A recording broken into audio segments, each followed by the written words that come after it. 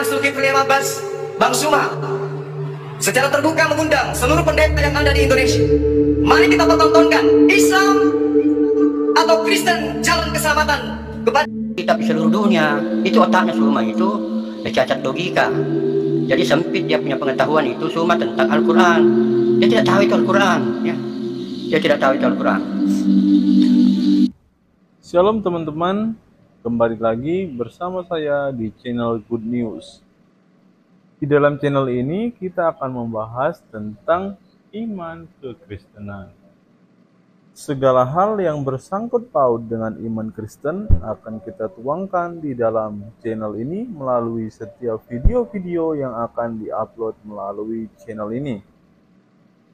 Baik itu materi-materi tentang sejarah kekristenan, kesaksian murtadin, debat lintas iman, ataupun berita-berita terbaru dari dalam iman kekristenan. Sebelum mulai videonya, saya mohon dukungan teman-teman untuk menekan tombol subscribe, like, share, dan komen agar channel ini dapat berkembang dan dapat memberitakan kabar baik kepada semua orang.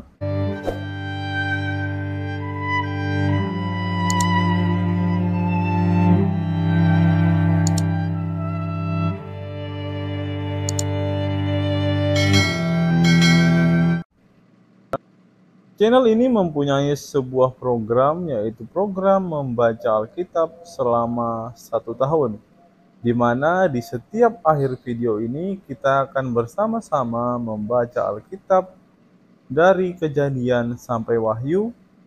Dalam 1 hari kita akan membaca sebanyak 3 pasal.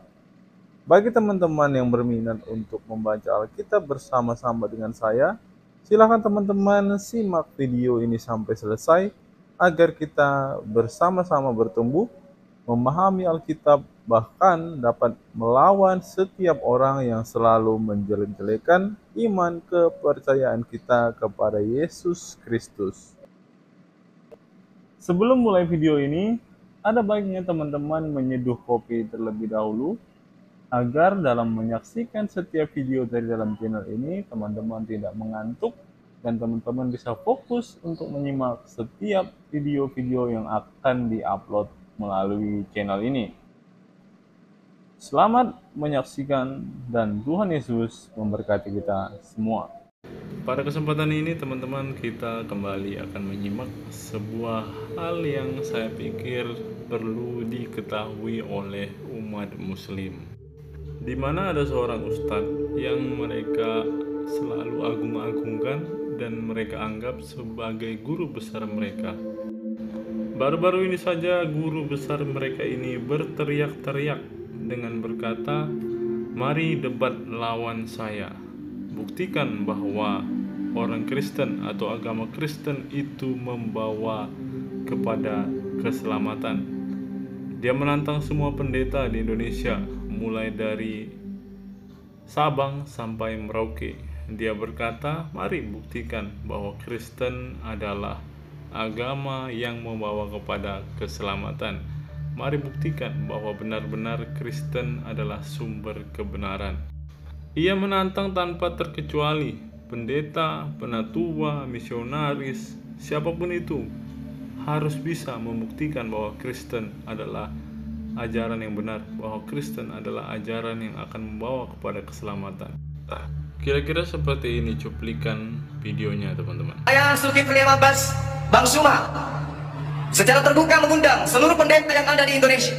Mari kita pertontonkan Islam atau Kristen jalan keselamatan kepada manusia. Kami tantang untuk berdiskusi, kami tantang untuk berdebat, kami tantang untuk berbicara tentang Islam dan Kristen, supaya tidak ada dusta di antara kita. Katakan Islam itu benar, katakan Kristen itu benar, kita buktikan di meja akademis. Jangan mencuri domba, haram. Jangan mencuri akidah umat Islam, haram. Nyatakan agama Anda benar dengan kita berdiskusi. Jakarta, Depok, Bogor, Bandung, Makassar, Kalimantan, Sumatera, mana lagi? Aceh, apalagi Islam Indonesia menunggu undangan para misionaris, pendeta, pastor, dan apapun itu, penatua, untuk berdiskusi.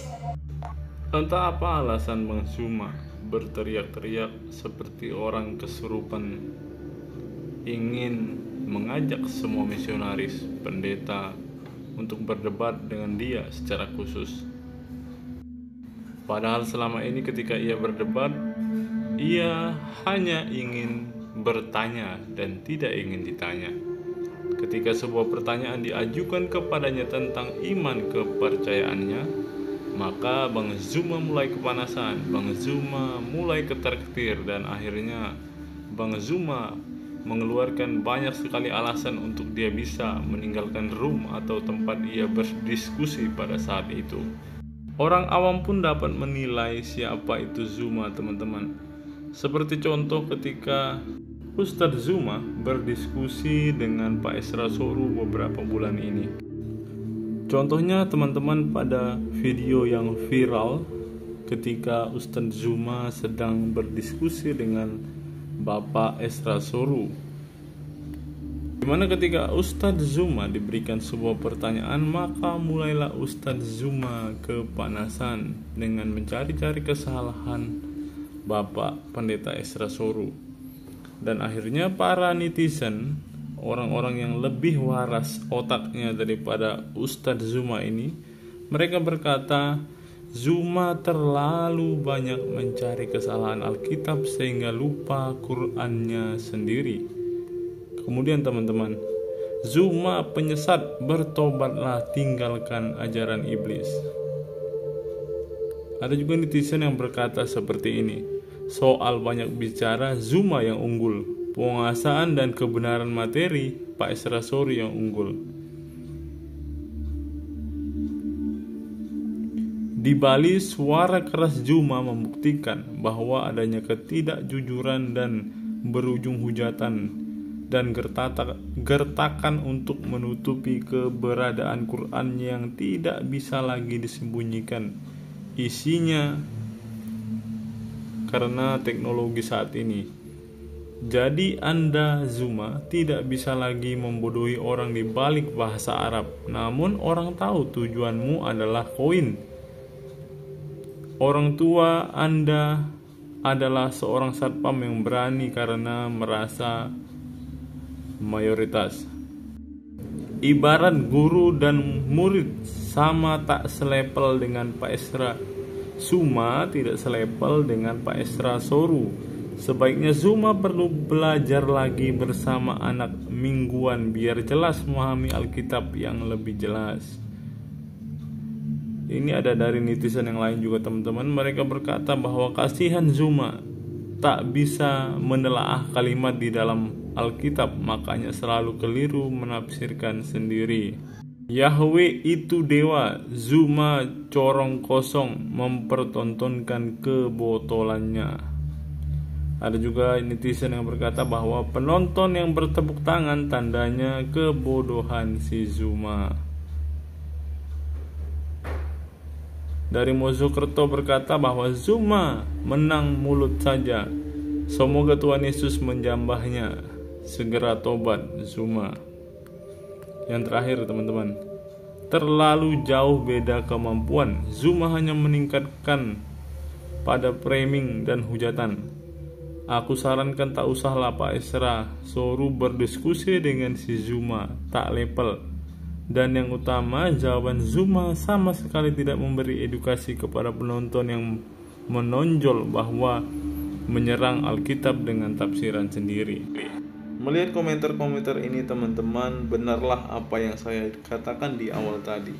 Zuma memang tidak mengerti sama sekali dengan kitabnya. Ketika kitabnya ditanya, maka ia akan emosi. Ketika Qur'annya dibuka, maka ia akan kepanasan. Tetapi Zuma tetaplah Zuma yang hanya ingin bertanya dan tidak ingin ditanya. Ketika kita melontarkan sebuah pertanyaan kepadanya, maka yang keluar dari mulutnya hanyalah caci maki. Kalau tidak caci maki, pasti ia akan membuka Alkitab, menafsirkan Alkitab semaunya. Bahkan dia menyimpulkan bahwa Alkitab berisi hal-hal yang tidak sesuai dengan kebenaran. Tidak mungkin Kitab suci menuliskan bahwa Yesus selingkuh. Tidak mungkin kitab suci menuliskan bahwa Yesus menikah dan lain sebagainya. Tidak mungkin manusia berkolor bisa menjadi Tuhan. Perkataan-perkataan seperti inilah yang akan keluar dari mulut Zuma ketika ia sudah mulai terpojok. Teman-teman, hari ini secara khusus saya akan membukakan sebuah fakta tentang Ustadz Zuma yang sebenarnya ia memang tidak paham sama sekali dengan isi Al-Qur'annya. Ia tidak paham, bahkan menafsirkan kitabnya dengan sembarangan. Dan akhirnya ada ustadz atau ulama besar yang sangat terkenal merespon apa yang Zuma katakan. Dia berkata bahwa Zuma telah salah tafsir. Zuma sebenarnya tidak paham dan tidak tahu apa-apa dengan Al-Quran. Untuk itu mari kita lihat cuplikan berikut ini. Ya, saya kembali meluruskan apa yang dijelaskan oleh Zuma. Dia keliru lagi menjelaskan Quran surah Al-Maidah, ya surah Al-Maidah ayat ke-15. Anda bisa lihat karena video yang saya kritik ini adalah video termasuk video yang baru, ya yang dia live kemarin, karena dia hampir live, selalu live. Jadi terlalu banyak yang mau dikritik dari ucapan-ucapannya itu, ya. Jadi saudara-saudara sekalian, di Al-Maidah, Quran surah Al-Maidah atau surah kelima ayat ke-15, wahai ahli kitab, sungguh Rasul kami telah datang kepadamu menjelaskan kepadamu banyak hal dari isi kitabmu, dan isi yang kamu sembunyikan, isi kitab yang kamu sembunyikan, dan banyak pula yang dibiarkannya. Sungguh telah datang kepadamu cahaya dari Allah dan kitab yang menjelaskan. Dia salah total. Karena sifatnya Al-Quran itu, saudara-saudaraku sekalian, sifat daripada Al-Quran itu kalau ada ayat turun bukan ditujukan kepada semua orang ahli kitab yang ada di Israel, ahli kitab yang ada di Mesir. Karena pada waktu Nabi Muhammad itu berdiskusi, ya, atau berinteraksi dengan orang ahli kitab, itu ahli kitab yang dia lawan saja berdiskusi. Bukan ayat ini ditujukan kepada semua ahli kitab.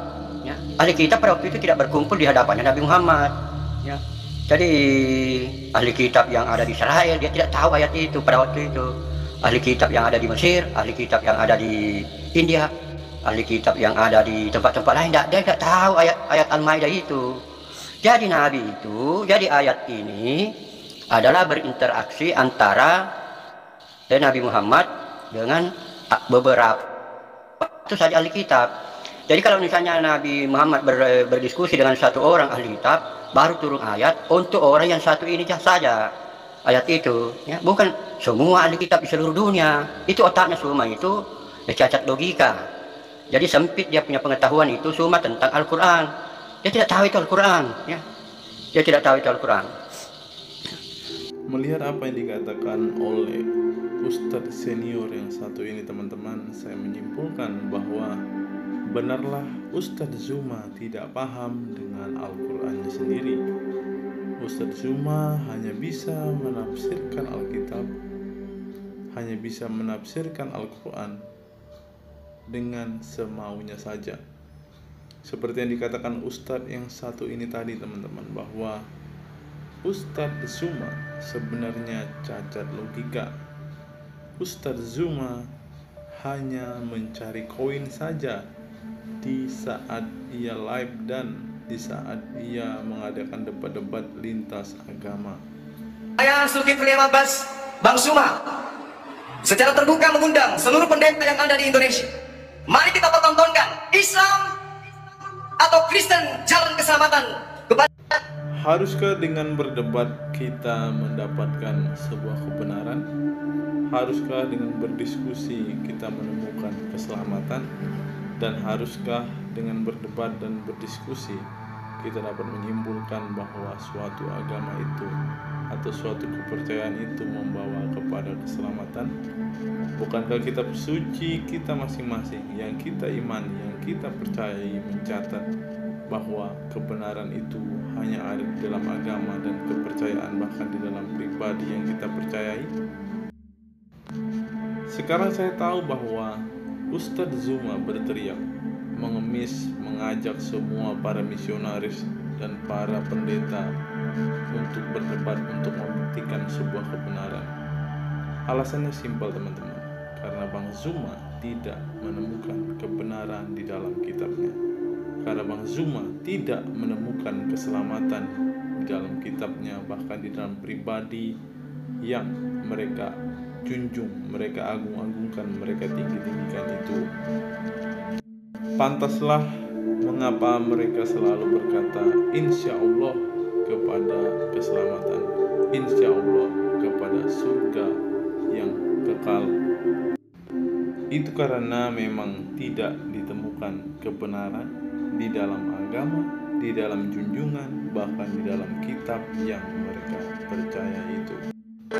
Sekian video kita hari ini teman-teman, kiranya video ini dapat memberkati kita semua. Seperti yang kita tahu bersama-sama teman-teman, channel ini mempunyai sebuah program, yaitu membaca Alkitab selama 1 tahun dari kitab Kejadian sampai kepada kitab Wahyu. Pada kesempatan hari ini secara khusus kita akan membaca kitab Kejadian dari pasal 25 hingga pasal yang ke-27.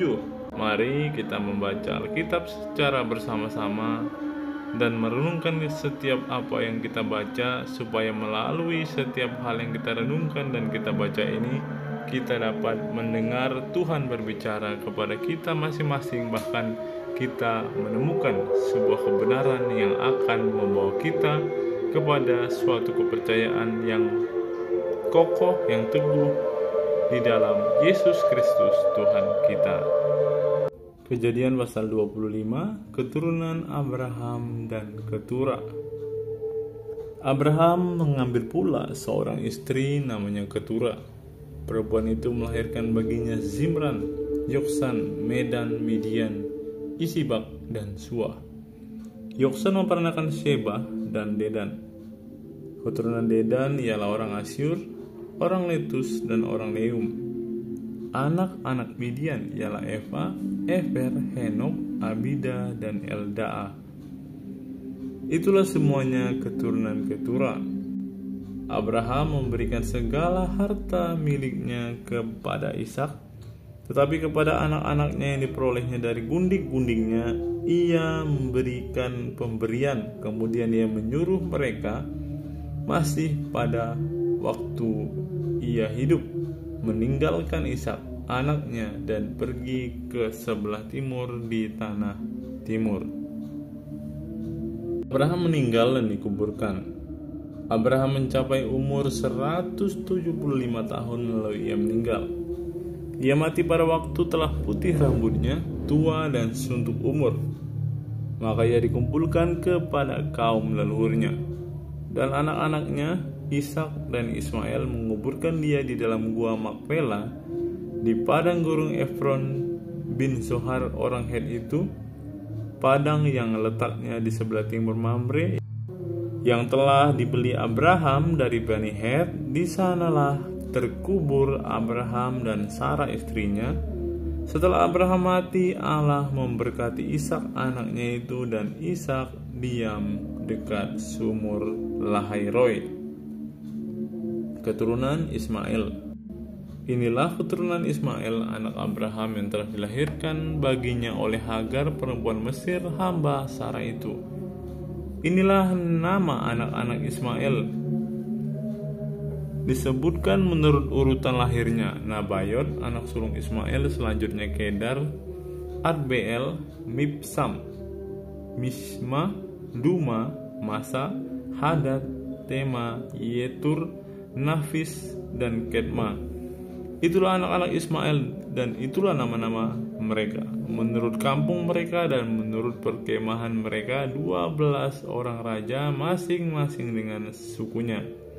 Umur Ismail ialah 137 tahun. Sesudah itu ia meninggal. Ia mati dan dikumpulkan kepada kaum leluhurnya. Mereka itu mendiami daerah Hawila sampai Syur, yang letaknya di sebelah timur Mesir ke arah Asyur. Mereka menetap berhadapan dengan semua saudara mereka. Esau dan Yakub. Inilah riwayat keturunan Ishak dan Abraham. Abraham memperanakan Ishak, dan Ishak berumur 40 tahun ketika Ribka anak Betuel orang Aram dari Padan Aram, saudara perempuan Laban orang Aram itu, diambilnya menjadi istrinya. Berdoalah Ishak kepada Tuhan untuk istrinya, sebab istrinya itu mandul. Tuhan mengabulkan doanya sehingga Ribka istrinya itu mengandung. Tetapi anak-anaknya bertolak-tolakan di dalam rahimnya, dan ia berkata, "Jika demikian halnya, mengapakah aku hidup?" Dan ia pergi meminta petunjuk kepada Tuhan. Firman Tuhan kepadanya, "Dua bangsa ada dalam kandunganmu, dan dua suku bangsa akan berpencar dari dalam rahimmu. Suku bangsa yang satu akan lebih kuat dari yang lain, dan anak yang tua akan menjadi hamba kepada anak yang muda." Setelah genap harinya untuk bersalin, memang anak kembar yang di dalam kandungannya. Keluarlah yang pertama, warnanya merah, seluruh tubuhnya seperti jubah berbulu, sebab itu ia dinamai Esau. Sesudah itu keluarlah adiknya, tangannya memegang tumit Esau, sebab itu ia dinamai Yakub. Ishak berumur 60 tahun pada waktu mereka lahir. Lalu pertama besarlah kedua anak itu. Esau menjadi seorang yang pandai berburu, seorang yang suka tinggal di padang, tetapi Yakub adalah seorang yang tenang, yang suka tinggal di kemah. Ishak sayang kepada Esau, sebab ia suka makan daging buruan, tetapi Ribka kasih kepada Yakub. Pada suatu kali Yakub sedang memasak sesuatu, lalu datanglah Esau dengan lelah dari padang.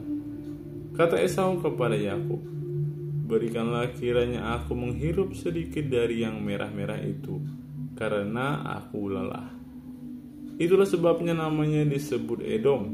Tetapi kata Yakub, "Juallah dahulu kepadaku hak kesulunganmu." Sahut Esau, "Sebentar lagi aku akan mati. Apakah gunanya bagiku hak kesulungan itu?" Kata Yakub, "Bersumpahlah dahulu kepadaku." Maka bersumpahlah ia kepada Yakub, dan dijualnyalah hak kesulungannya kepadanya. Lalu Yakub memberikan roti dan masakan kacang merah itu kepada Esau. Ia makan dan minum, lalu berdiri dan pergi. Demikianlah Esau memandang ringan hak kesulungan itu. Kejadian pasal 26, Ishak di negeri orang Filistin. Maka timbullah kelaparan di negeri itu. Ini bukan kelaparan yang pertama yang telah terjadi di zaman Abraham. Sebab itu Ishak pergi ke Gerar kepada Abimelek raja orang Filistin. Lalu Tuhan menampakkan diri kepadanya serta berfirman, "Janganlah pergi ke Mesir, diamlah di negeri yang akan kukatakan kepadamu.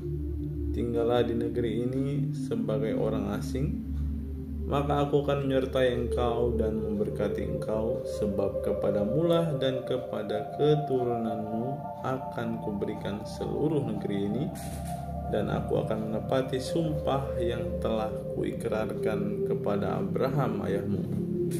Aku akan membuat banyak keturunanmu seperti bintang di langit. Aku akan memberikan kepada keturunanmu seluruh negeri ini, dan oleh keturunanmu semua bangsa di bumi akan mendapat berkat. Karena Abraham telah mendengarkan firmanku dan memelihara kewajibannya kepadaku, yaitu segala perintah, ketetapan, dan hukumku. Jadi tinggallah Ishak di Gerar." Ketika orang-orang di tempat itu bertanya tentang istrinya, berkatalah ia, "Dia saudaraku," sebab ia takut mengatakan ia istriku, karena pikirnya, "Jangan-jangan aku dibunuh oleh penduduk tempat ini karena Ribka, sebab elok parasnya." Setelah beberapa lama ia ada di sana, pada suatu kali menjenguklah Abimelek, raja orang Filistin itu, dari jendela. Maka dilihatnya Ishak sedang berjumbu-jumbuan dengan Ribka, istrinya. Lalu Abimelek memanggil Ishak dan berkata, "Sesungguhnya dia istrimu. Masakan engkau berkata dia saudaraku?" Jawab Ishak kepadanya, "Karena pikirku jangan-jangan aku mati karena dia." Tetapi Abimelek berkata, "Apakah juga yang telah kau perbuat ini terhadap kami? Mudah sekali terjadi. Salah seorang dari bangsa ini tidur dengan istrimu, sehingga dengan demikian engkau mendatangkan kesalahan atas kami." Lalu Abimelek memberi perintah kepada seluruh bangsa itu, "Siapa yang mengganggu orang ini atau istrinya, pastilah ia akan dihukum mati." Maka menaburlah Ishak di tanah itu, dan dalam tahun itu juga ia mendapat hasil 100 kali lipat, sebab ia diberkati Tuhan, dan orang itu menjadi kaya, bahkan kian lama kian kaya, sehingga ia menjadi sangat kaya. Ia mempunyai kumpulan kambing domba dan lembu sapi serta banyak anak buah, sehingga orang Filistin itu cemburu kepadanya. Segala sumur yang digali dalam zaman Abraham ayahnya oleh hamba-hamba ayahnya itu telah ditutup oleh orang Filistin dan ditimbun dengan tanah. Lalu kata Abimelek kepada Ishak, "Pergilah dari tengah-tengah kami, sebab engkau telah menjadi jauh lebih berkuasa dari kami." Jadi pergilah Ishak dari situ dan berkemahlah ia di lembah Gerar, dan ia menetap di situ. Kemudian Ishak menggali kembali sumur-sumur yang digali dalam zaman Abraham ayahnya, yang telah ditutup oleh orang Filistin sesudah Abraham mati. Disebutkannya nama sumur-sumur itu menurut nama-nama yang telah diberikan oleh ayahnya. Ketika hamba-hamba Ishak menggali di lembah itu, mereka mendapati di situ mata air yang berbual-bual airnya. Lalu bertengkarlah para gembala Gerar dengan para gembala Ishak. Kata mereka, "Air ini kepunyaan kami." Dan Ishak menamai sumur itu Esek, karena mereka bertengkar di sana. Kemudian mereka menggali sumur lain, dan mereka bertengkar juga tentang itu. Maka Ishak menamai sumur itu Sitna. Ia pindah dari situ dan menggali sumur yang lain lagi, tetapi tentang sumur ini mereka tidak bertengkar. Sumur ini dinamainya Rehobot, dan ia berkata, "Sekarang Tuhan telah memberikan kelonggaran kepada kita, sehingga kita dapat beranak cucu di negeri ini." Dari situ ia pergi ke Berseba. Lalu pada malam itu Tuhan menampakkan diri kepadanya serta berfirman, "Akulah Allah ayahmu Abraham. Janganlah takut, sebab aku menyertai engkau. Aku akan memberkati engkau dan akan membuat banyak keturunanmu karena Abraham hambaku itu." Sesudah itu Ishak mendirikan mezbah di situ, memanggil nama Tuhan. Ia memasang kemahnya di situ, lalu hamba-hambanya menggali sumur di situ. Datanglah Abimelek dari Gerar mendapatkannya, bersama-sama dengan Ahuzat sahabatnya dan Pikol kepala pasukannya. Tetapi kata Ishak kepada mereka, "Mengapakah kamu datang mendapatkan aku? Bukankah kamu benci kepadaku dan telah menyuruh aku keluar dari tanahmu?" Jawab mereka, "Kami telah melihat sendiri bahwa Tuhan menyertai engkau.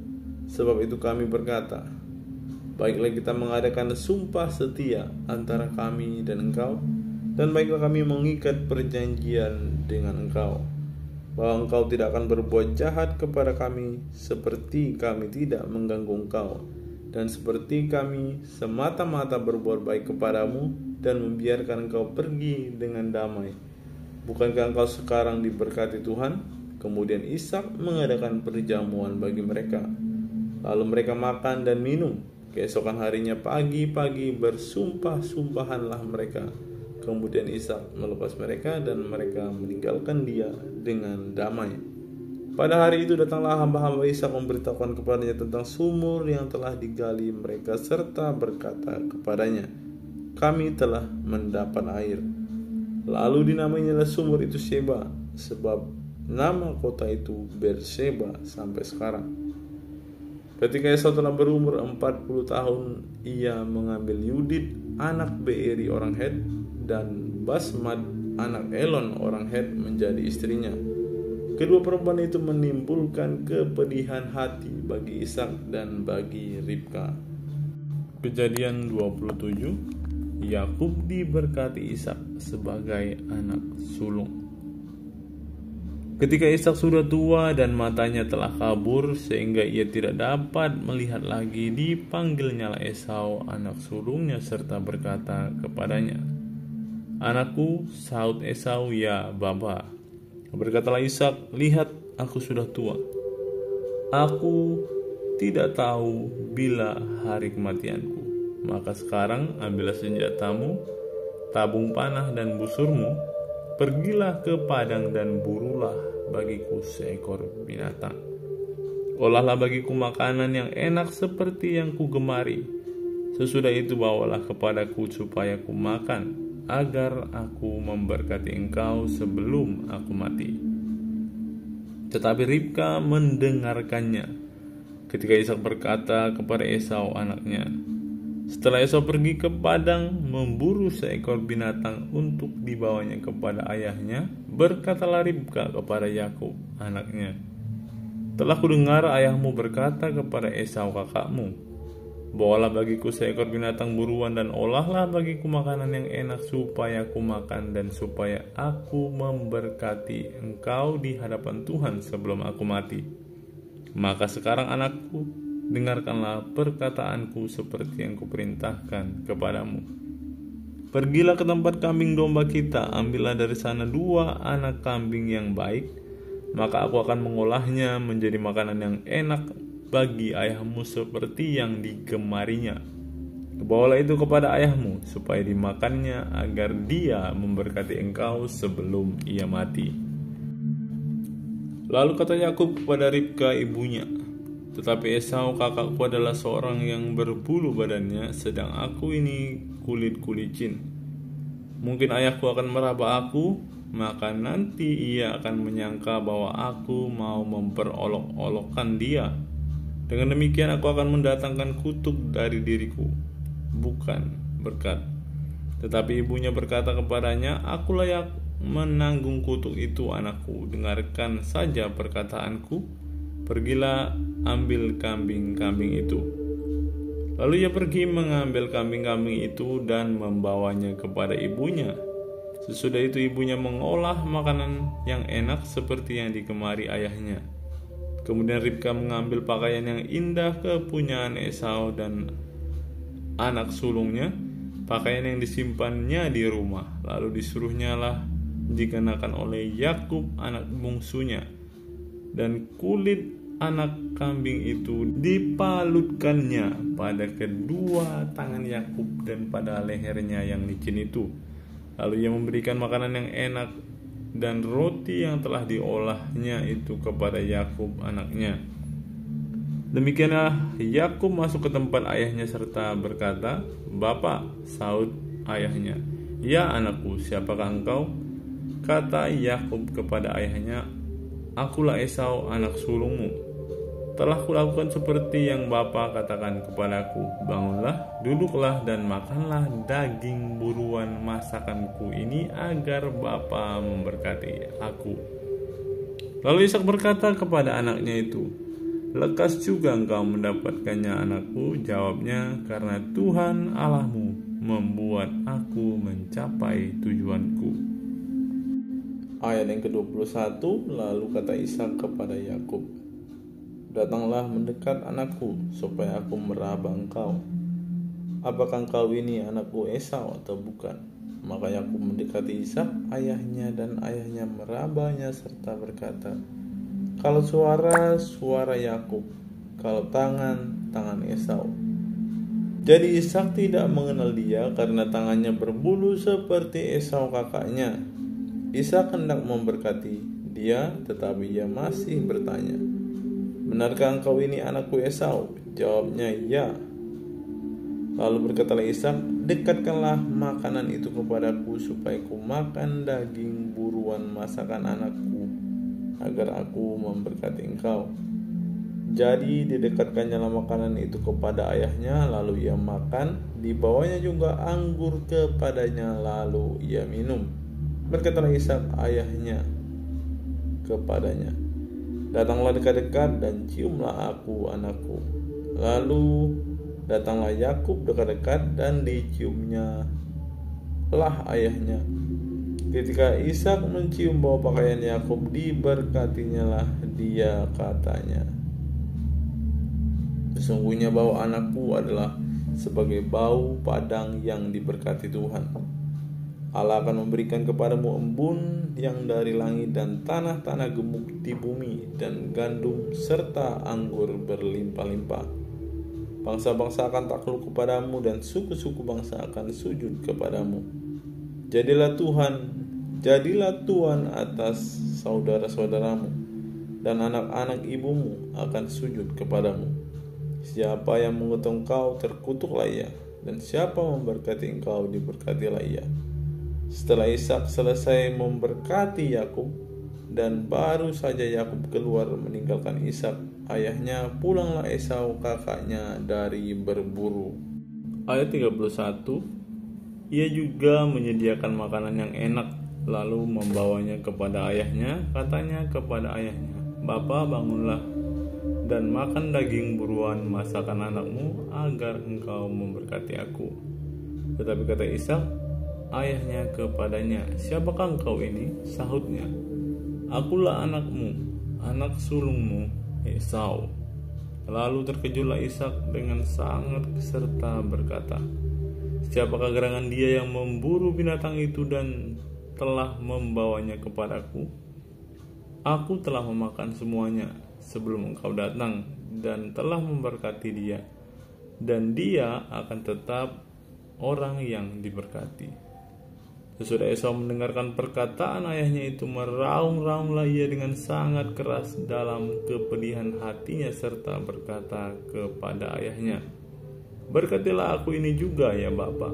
Jawab ayahnya, "Adikmu telah datang dengan tipu daya dan telah merampas berkat yang untukmu itu."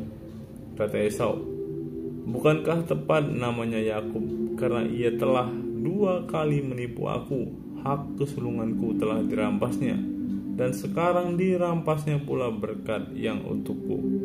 Lalu katanya, "Apakah Bapa tidak mempunyai berkat lain bagiku?" Lalu Ishak menjawab Esau, katanya, "Sesungguhnya telah kuangkat dia menjadi tuan atas engkau, dan segala saudaranya telah kuberikan kepadanya menjadi hambanya, dan telah kubekali dia dengan gandum dan anggur. Maka kepadamu, apa lagi yang dapat kuperbuat ya anakku?" Kata Esau kepada ayahnya, "Hanya berkat yang satu itukah yang ada padamu ya Bapa? Berkatilah aku ini juga ya Bapa." Dan dengan suara keras menangislah Esau. Lalu Ishak ayahnya menjawabnya, "Sesungguhnya tempat kediamanmu akan jauh dari tanah-tanah gemuk di bumi, dan jauh dari embun dari langit di atas. Engkau akan hidup dari pedangmu, dan engkau akan menjadi hamba adikmu. Tetapi akan terjadi kelak, apabila engkau berusaha sungguh-sungguh, maka engkau akan melemparkan kuk itu dari tengkukmu." Yakub lari ke Mesopotamia. Esau menaruh dendam kepada Yakub karena berkat yang telah diberikan ayahnya kepadanya. Lalu ia berkata kepada dirinya sendiri, "Hari-hari berkabung karena kematian ayahku itu tidak akan lama lagi. Pada waktu itulah Yakub adikku akan kubunuh." Ketika diberitahukan perkataan Esau anak sulungnya itu kepada Ribka, maka disuruhnya lah memanggil Yakub anak bungsunya, lalu berkata kepadanya, "Esau kakakmu bermaksud membalas dendam membunuh engkau. Jadi sekarang anakku, dengarkanlah perkataanku. Bersiaplah engkau dan larilah kepada Laban saudaraku di Haran, dan tinggallah padanya beberapa waktu lamanya sampai kegeraman dan kemarahan kakakmu itu surut daripadamu, dan ia lupa apa yang telah engkau perbuat kepadanya. Kemudian aku akan menyuruh orang menjemput engkau dari situ. Mengapa Mengapa aku akan kehilangan kamu berdua pada satu hari juga?" Kemudian Ribka berkata kepada Ishak, "Aku telah jemu hidup karena perempuan-perempuan Het itu.